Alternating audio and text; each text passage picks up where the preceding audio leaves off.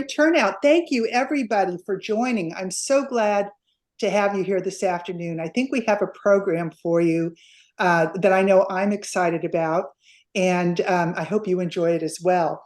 We have a demo by Suzanne Natsky, and that will be the feature of our meeting today. But before we introduce Suzanne and get started, I wanted to take a couple of minutes and bring the general membership up to date with what we've been doing in the last year as your board. I'm very, very happy to report to you that our membership is strong. I believe we have somewhere around 174 members. It changes from day to day.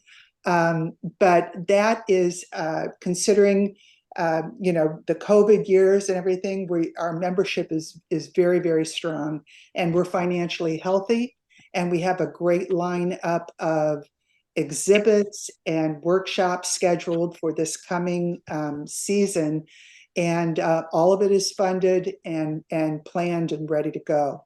So kind of with that as a backdrop, I want to give you a little bit of information about some of the specific things that we've been working on over the summer. The first one you all experienced here this afternoon, logging on to our new website. And that is attached to a new software platform called Wild Apricot that we use for all of our financials, our membership, our website, our exhibits, etc. Now, some of you, in fact, probably most of you, remember back in the day when we used to do exhibits and there was duplicates and triplicates, and we had an army of people at each venue signing people in and, taking money and checking this and checking that.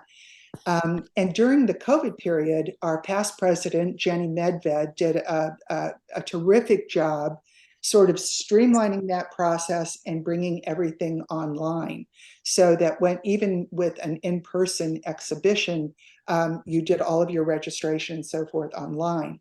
And that worked really well for us for a few years, but we realized as time went on that every time we had to make a change in the website or a new exhibition, it was a ton of work for Jenny. And, as past president, that was, we needed to offload her a little bit. So we discovered that Florida Watercolor Society had invested in a software platform that's used by several art societies all over the country. And they converted to that platform, Wild Apricot, about a year ago. And we looked into it and decided it fit our needs as well. And the advantage is, there are several of them, but the thing that really I think the board found very compelling was there were lots of organizations who were using it. We have a professional webmaster and we have a professional help desk. So as new boards and new groups of people come in and take over from us, they'll have a platform with some continuity and places to go for help and lots of people who are familiar with the platform.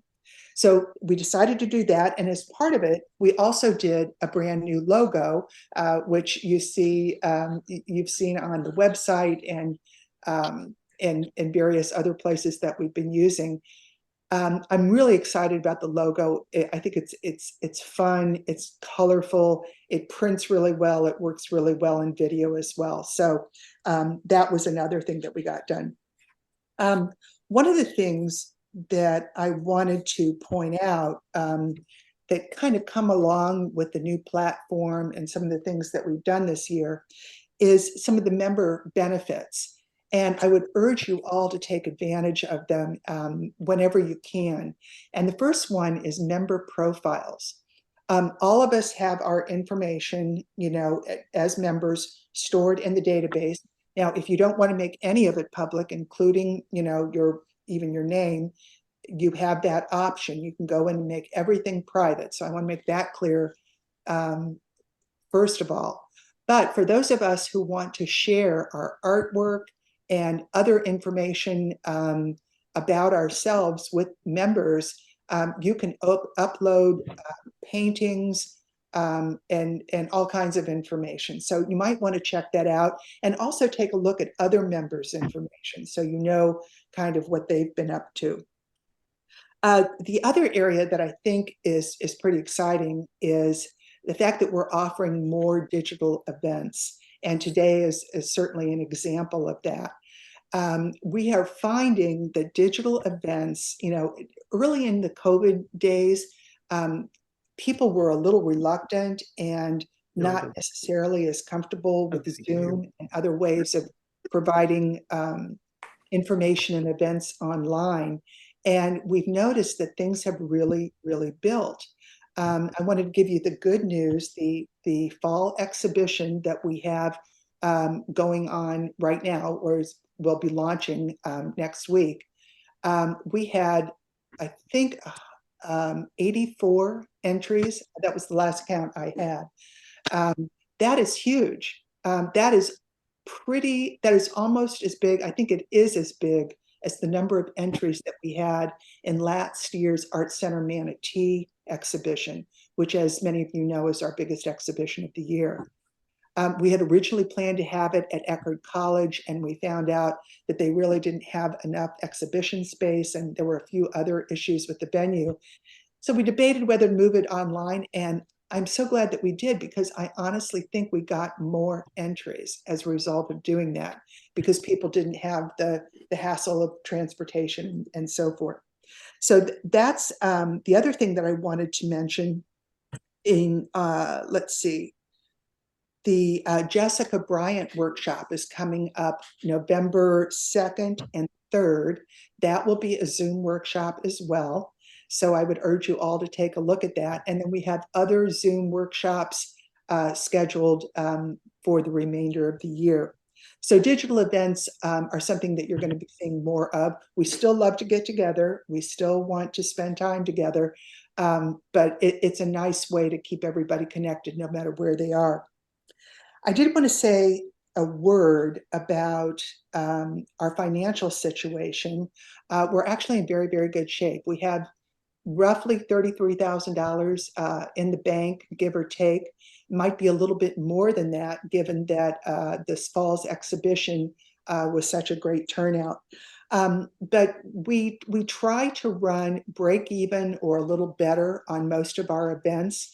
And this year, I think our plan is that we should be able to make that on the events. So that's really great news. The only other thing that I wanted to mention, I mean, it sounds like everything's just all happiness and sunshine, and for the most part, actually, it is. But we still have a few challenges as an organization that I wanted to mention to you and see if I can get some of your help with. Our members still are active. We have people actively participating in exhibitions, and I think getting value from it. But we still struggle to get people to volunteer for the board and for committee assignments. It seems that every year we're always about 1 or 2 board members short. We may even start the year with a full slate, and then life happens. People have families, people move, people have health issues. Any number of things can happen that affect our ability to have a full slate of board members. When we started this exhibition season, we were down 1 board member, and by the end of the year, we will be down 3. So that presents some challenges that the board has sort of taken up, and we're working through right now. I was reminded by Kim Peterson that as long, she's been a participant in the board for 6 years, and she mentioned that it's just been a perennial kind of problem being fully staffed. And so we started asking ourselves, if that's the case, do we need to design an organization that can function well with fewer people, and fewer people in working roles and in volunteer roles? And so that's the task that we've undertaken as a board, and you'll be hearing more from us. But one thing to keep in mind as we're working through that, when we do things online, it takes it's far less expensive, and it takes a lot less in the way of volunteer effort. So while I know many of us would like to get together, even as often as we used to in the past, without additional support from the membership in terms of time and talent, we may have to be doing more things online. So that's just a fact of life, and I think every watercolor society in the country is facing some of those same challenges. But even with all of that, as I said, we've got an active group of members, and we're in good financial shape. We've got an excellent exhibition coming up, so I'm very excited about all of that. I want to thank all of you for being here today and for being members. And with that, I'll open it up to questions, see if anybody has anything they'd like to ask. I will mention that the full report, the annual report, is on the website, and please feel free to take a look at it. And if a question occurs to you, or even if you would like to join a board meeting, you are more than welcome to do that. We post our board meetings. All you have to do is let us know, and we will send you the Zoom link, and you can join anytime. If you have a question, an issue, a concern, anything you'd like to bring to our attention, we'd love to have you. Linda, this is Bill Perry. Hi, Bill. Hi, I do have a question, and I noticed in your statement about things that could be entered in a contest this year, you were very adamant about the fact that all images had to be taken from your own personal photographs. And since we're so heavily reliant upon the internet these days, I'm wondering if somehow this needs to be modified. For instance, there are a number of people on YouTube that walk around with Go cameras on their head, and they have no problem showing you what they're looking at. And I wonder if they're looking at something and have no compunctions about you looking at what they're looking at, why we couldn't use some of those images. Some of us are past 30 in age, and walking around anymore with a camera is a little tough.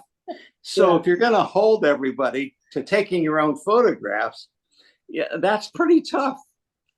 So I would like to see you talk about using other images that are not,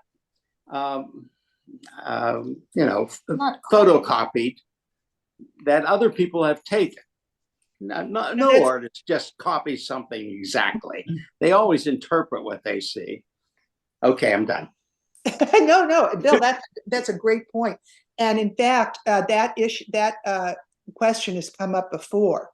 And let me say two things, and then I'm going to let Gwen Kodad answer as well. But before we get to Gwen, we look at the prospectus every single almost month, because sometimes different venues have different rules, but certainly every year. And we're always adjusting and making changes. So, bringing this up, it's an interesting question. We tend to follow the rules of Florida Watercolor Society, which I believe prohibits that as well. But I'll let, could we highlight Gwen Kodad for just a second? Hi, you don't have to highlight me, but the question that he's raising is one that's coming up a lot. When the rule about use your own photograph was developed and still is in use, everyone was out there with cameras, taking their own photos. But now people are saying, just as Bill mentioned, if I videotape something and I watch that video and I stop it at a particular point where I think there's an excellent opportunity, that's not a photograph. It may not be my video either. So there's, some kind of ethical issues there, I guess. But it's a question that a lot of people are asking. If we move away from the notion of traditional photographs, what other options are there? Because the notion behind using somebody else's photograph is you've automatically cut out the composition part of the judging if you're using someone other than your own photograph. But there are other ways to get images these days. So I think it's an interesting question to explore. Yeah. a question of where you draw the line. And, you know, to your point, Gwen, about you've already got the composition done. Well, yes and no, because I know I'll speak for myself. When I use photographs, I never use the composition. I take an element from one photograph and an element from another photograph. Sure. And so, And I don't think you know, anyone would. it's a tough thing to draw the line. It's, Yeah. but you know, Bill, you raise a great question. You're not the only one. You know, someone has put in the chat here, Sandy Webster, Yeah. copyright is the issue, and we do have to be, we absolutely have to follow that. Linda, Gwen, this is Wendell Graham. Thank you all for the information. I was just going to mention three things. One, I want to talk about the photographs that William just brought up. But can we? I just lost my train of thought. It's one of those days. Hang on there, guys. What positions, you mentioned 3 open board positions. You might tell the audience what you need. That's one thing. But the other thing, talking about the photographs, yes, copyright's a huge thing. Ann Daly down in Fort Myers is a wonderful attorney.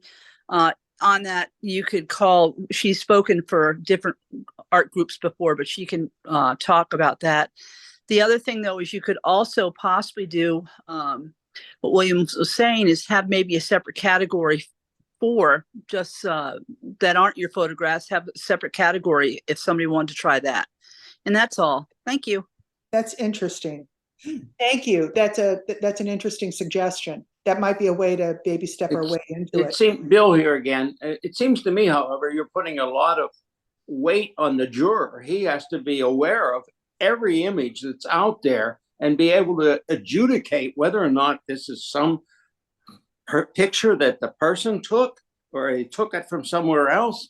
I mean, that's asking a lot. And most of us as artists are not stealing people's copyrighted images and trying to sell them. It's not what we're about. We're interpreting what we see as artists.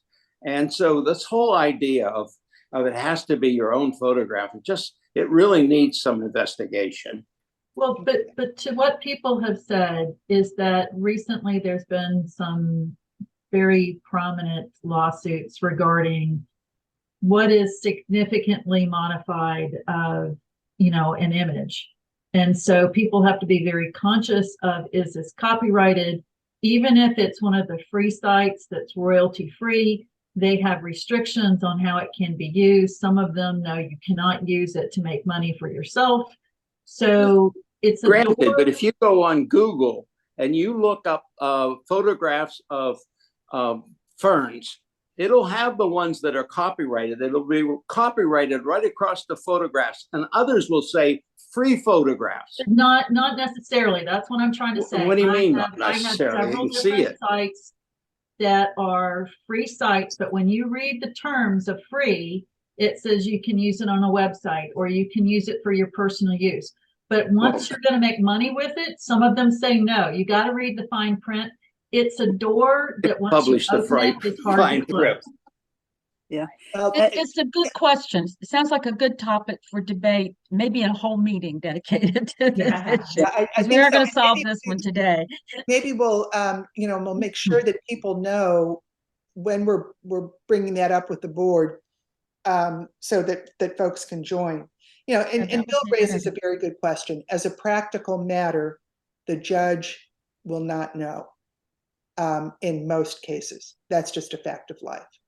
Right. And so, you know, that's kind of where we are. I think part of the intent, knowing that the judge doesn't know, part of our intent, I think, with having that restriction was just making sure that people were very sensitive to the fact that there are copyright laws out there. Yeah.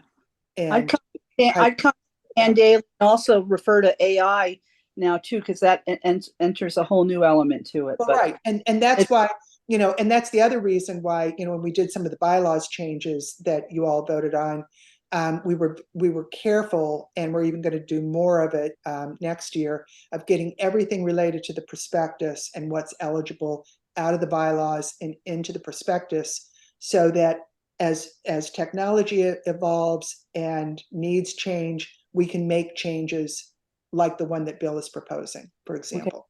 Okay. And what are the open positions that you need, Yeah, I wanted to get to that real quick before we moved on to Suzanne.